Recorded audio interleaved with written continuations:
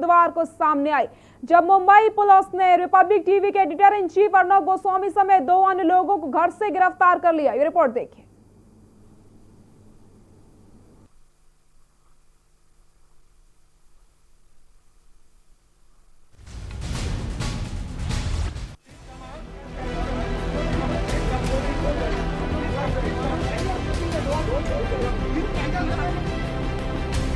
महाराष्ट्र में मीडिया और सरकार के बीच चल रही नूरा कुश्ती की एक नई तस्वीर बुधवार को सामने आई, जब मुंबई पुलिस ने रिपब्लिक टीवी के editor in chief Arnab Goswami समेत 2 अन्य लोगों को घर से गिरफ्तार किया।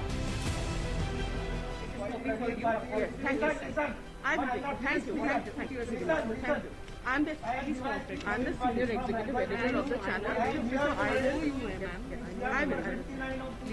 I will sign. But first, it is a live feed. You are live. You are live. You are live. You are live. You are live. You are live. You are live.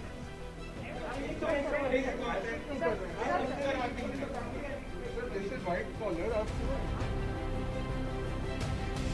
Arnab सहित 3 लोगों की गिरफ्तारी साल 2018 के पुराने मामले को लेकर हुई है, लेकिन अर्नब की गिरफ्तारी अब सियासी मुद्दा बन गई है। कांग्रेस को देश के अंदर 55 वर्षों तक शासन करने का अवसर मिला था।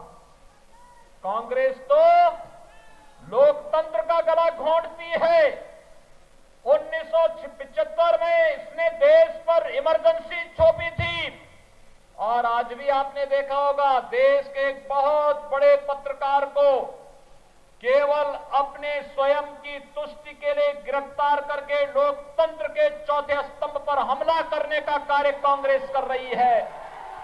कांग्रेस अपनी नाकामी को छुपाने के लिए देश के अंदर अराजकता पैदा करने का कार्य कर रही है, और भाइयों बहनों, देश के अंदर अराजकता पैदा करने की छूट हमें किसी को नहीं देनी चाहिए। महाराष्ट्र की सरकार कभी बदले की भावना से कार्रवाई नहीं करती।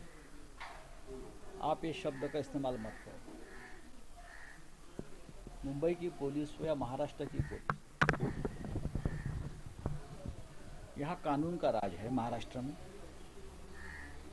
यहाँ किसी प्रकार की अराजकता नहीं है। पुलिस प्रोफेशनल है। उनके पास अगर कोई जांच में कोई एविडेंस हाथ में लगा होगा किसी केस में, तो पुलिस किसी के ऊपर भी कार्रवाई कर सकती है। हम कभी इस राज्य में जब से ठाकरे सरकार का गठन हुआ है, बदले की भावना से कभी हमने किसी के ऊपर कार्रवाई नहीं की। प्रकाश जावड़ेकर कह रहे हैं कि आपने देखा होगा ये जो जिस चैनल का नाम आप ले रहे हो, उस चैनल ने हमारे सब के खिलाफ जिस प्रकार का एक बदनामी का कैंपेन चलाया था,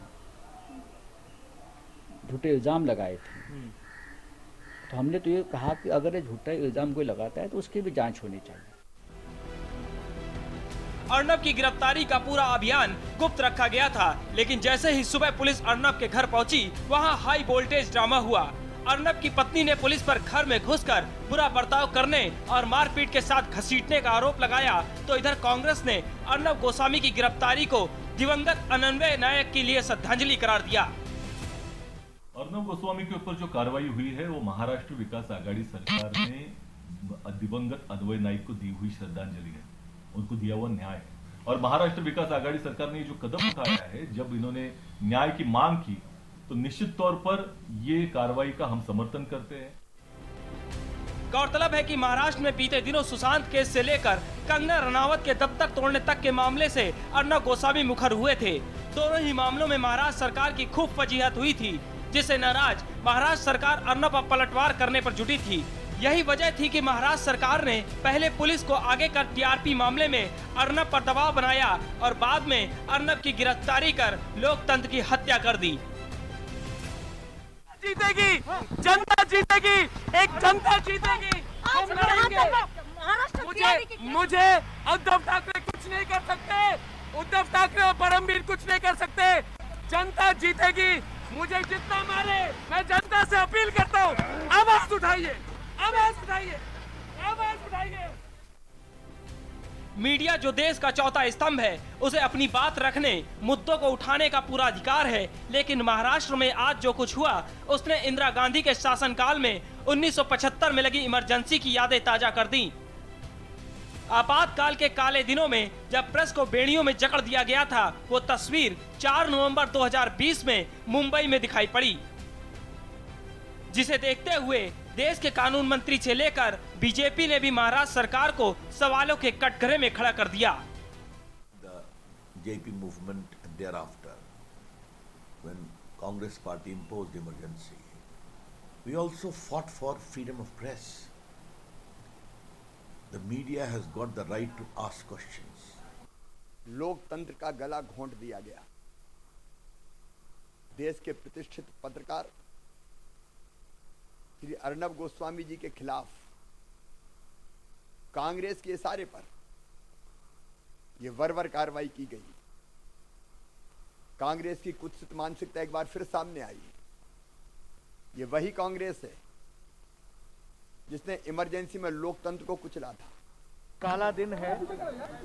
जिस तरीके से हमारे रिपब्लिक चैनल के editor in chief Arnab Goswami को गिरफ्तार किया गया है, वह बताता है कि कांग्रेस की मानसिकता और महाराष्ट्र सरकार की मानसिकता किस तरीके से प्रजातंत्र का गला घोटने पर उतारू है और आमदा है।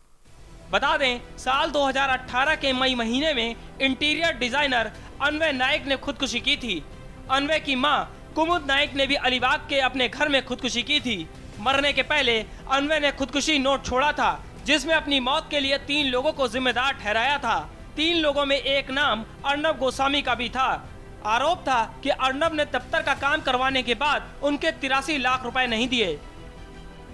पुलिस ने खुदकुशी का मामला दर्ज कर जांच शुरू की, लेकिन बाद में केस बंद कर दिया गया।